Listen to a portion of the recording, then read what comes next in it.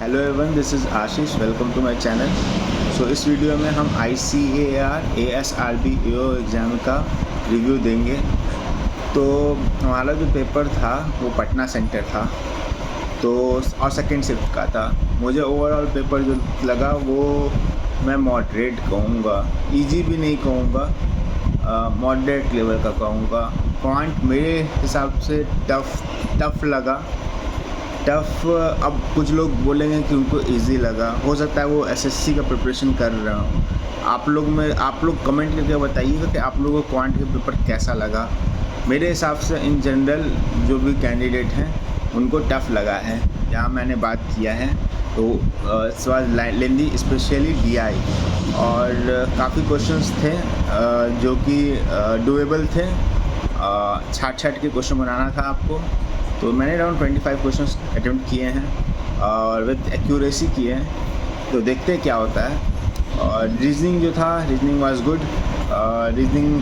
Reasoning मैं नहीं कहूँगा कि इजी था, वो भी मॉडरेट लेवल पे था। जाए आप उसमें कुछ पजल्स भी आए थे जो कि बैंकिंग प्रिपरेशन में आता है। कुछ SSC के टाइप के भी क्वेश्चन आते हैं कि पैटर्न पकड़ना होता है और आपको तो उस तरह से क्वेश्चन था। टाइम ज़्यादा था तो आई थिंक रीजनिंग में सबने अच्छा अटेम्प्ट किया हुआ है। यानी अगर टाइम लिमिट लगा दिया होता तो लोगों के अटेम्प्ट कम होते हैं, क्योंकि टाइम बहुत ज़्यादा था। मुझे लगता है कि रीजनिंग में अराउंड अच्छा अटेम्प्ट हुआ होगा, although it is in moderate level.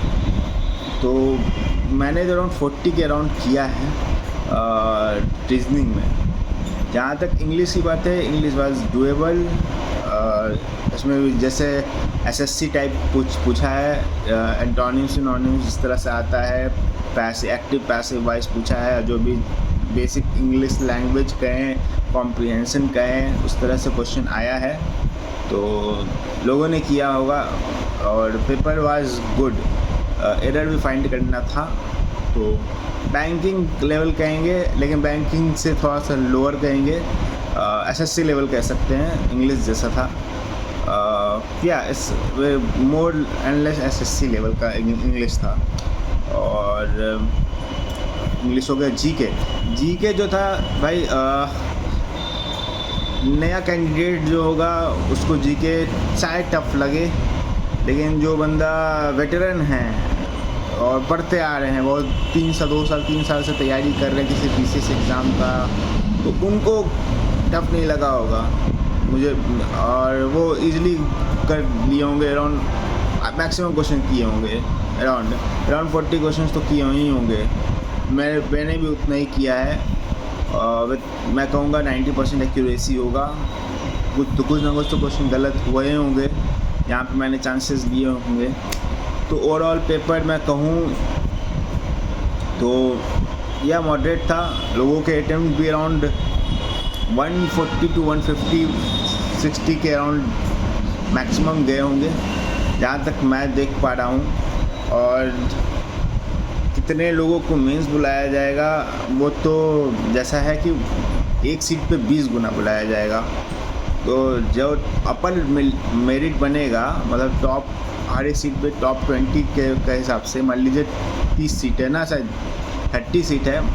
Just मैंने भी देखा नहीं कि कितनी वैकेंसी है, तो ये 600 लोग को बुलाएंगे हर एक कैटेगरी के हिसाब से। मान लीजिए 20 सीट्स अगर जनरल का है तो 20 × 20 400, और 10 सीट होगा OBC का तो 10 × 200, टॉप 200 लोगों को, इस तरीके से कुछ है। तो 20 गुना बुलाया जाएगा मेंस के लिए। अगर ज़्यादा लोग को बुलाया जाए तो बहुत बढ़िया है। और जहाँ तक मुझे कट ऑफ लगता है, और मैं एक्सपर्ट नहीं हूँ टू बी वेरी फ्रैंक, क्योंकि अटेम्प्ट अगर 140-150 है तो कोई ऐसा बंदा नहीं है कि जो बोल दे कि मेरा 100% एक्यूरेसी है और इस एग्ज़ाम की कोई उस लेवल की तैयारी नहीं करता है।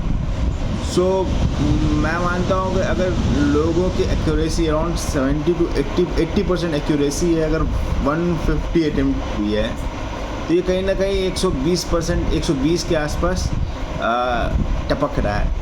तो 120 के आसपास अगर आ रहा है, विथ निगेटिव मार्किंग भी था, मैं मानता हूँ कि ये कहीं ना कहीं अगर आपके 120-125 आ रहे होंगे, 120 प्लस अगर आपके बन रहे हैं 80% एक्यूरेसी, मैं एक जनरल लेके चल रहा हूँ, तो आप सेफ हैं। तो आप अपने अटेम्प्ट्स एक बार शेयर कीजिए ताकि थोड़ा सा एनालिसिस करने में बने।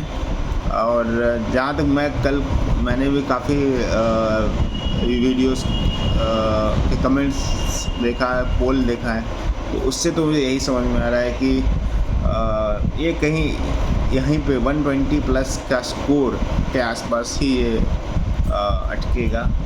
आप लोग अगर RBI ग्रेड बी की प्रिपरेशन कर रहे हो तो करते रहो, क्योंकि भाई एग्ज़ाम अब बहुत ही पास है और 28 को है। तो मिलते हैं 28 तारीख को RBI ग्रेड बी का एग्ज़ाम एनालिसिस मैं इसी चैनल पे दूंगा। तो बने रहिए इस चैनल पे, सब्सक्राइब कीजिए और अपने अटेम्प्ट जो है वो कमेंट कीजिए कि आपने कितने अटेम्प्ट किए एग्ज़ाम के लिए। टिल देन बाय बाय, जय हिंद।